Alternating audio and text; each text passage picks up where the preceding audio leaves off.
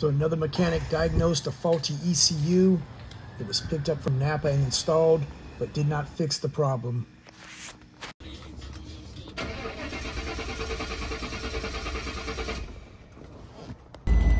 So again, this is a crank no start. The orientation of pin 1 is going to be down towards the driver's side fender. So going up, we're in 21 and 22. We did an ohm test.